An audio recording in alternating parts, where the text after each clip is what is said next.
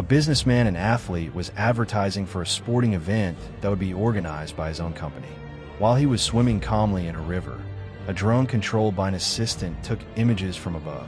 When everything seems to be going well, the man comes face to face with one of the scariest predators on the planet, an alligator measuring more than 3.5 meters in length.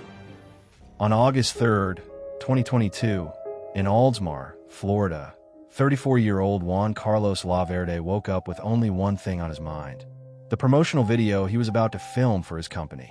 A former U.S. Air Force pararescue specialist, experienced triathlete, firefighter, and paramedic in Oldsmar, he was determined to make the day worthwhile. His company, DefeatX, is known for supporting charities and encouraging outdoor activities. On that particular day, Juan Carlos planned to promote another sporting event and attract participants. Looking back on that moment in a later interview, he said, "When I woke up that day, all I could think about was promoting our adventure race. I wanted to make a video. I wanted to spread the word. I had a plan that was interrupted by 11.5 feet of prehistoric fury." The X in Defeat X represents the struggles and challenges we face as individuals. As explained on the company's official website, every person is in the midst of fighting their own war. The team's goal is to harness the spirit of sportsmanship, adventure, and fun to help people overcome personal battles and adversity. On that sunny August day, Juan and his assistant cameraman, Matt, headed to Lake Thenotasasa on the outskirts of Tampa. Their goal was to capture some footage using a drone. As soon as they arrived, they carefully positioned themselves, selecting the best spot to film. It seemed like the perfect day for shooting: clear skies, pleasant weather, and calm waters. Juan Carlos was ready to bring his vision for the promotional video to life. Around 2 p.m., Matt, strategically positioned at a distance from Juan, launched the drone into the sky. There was no support team, no one else around, just the two of them. As soon as Juan entered the water and started swimming, the drone followed, capturing every movement.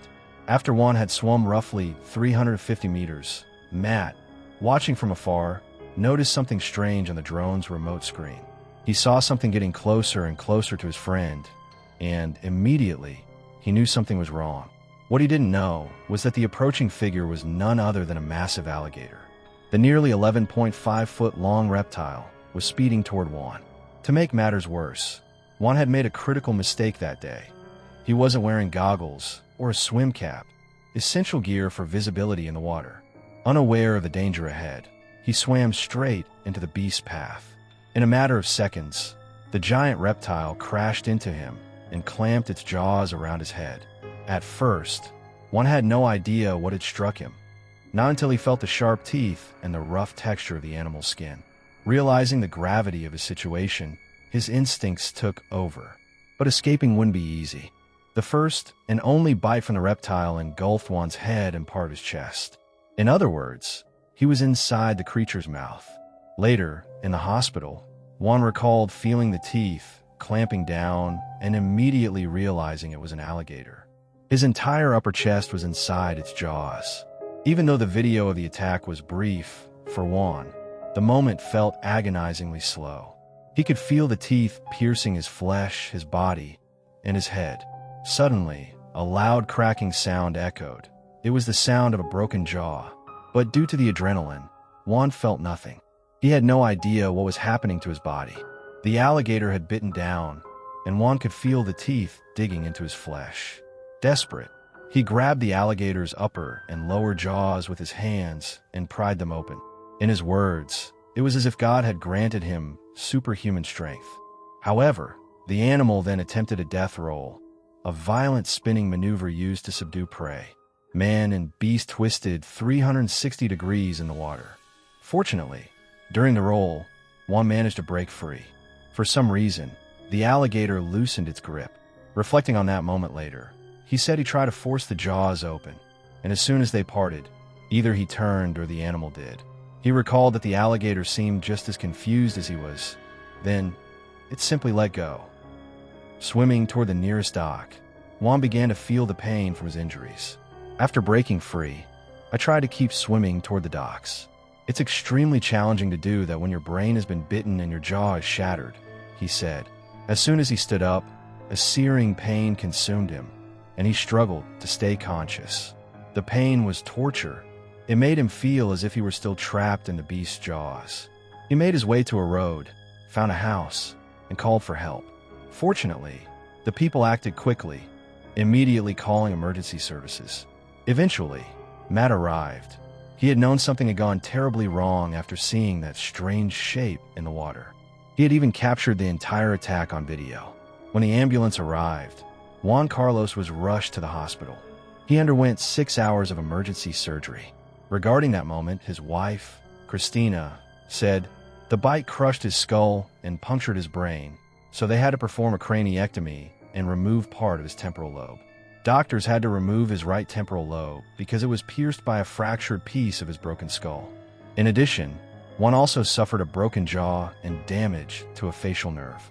Due to the severe brain injuries, the bones on the right side of his skull had to be removed, and his jaw was wired shut for a while.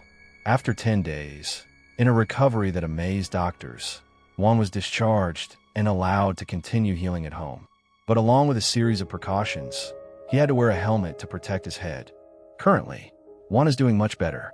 In a podcast interview, he stated that he is 100% recovered, both physically and mentally. He also admitted that he made several mistakes, such as not checking the perimeter, not having a support team, and not using the proper equipment for the activity he was attempting. He explained that if he had been wearing his goggles, he would have been perfectly capable of seeing the animal ahead and might not have suffered such severe injuries.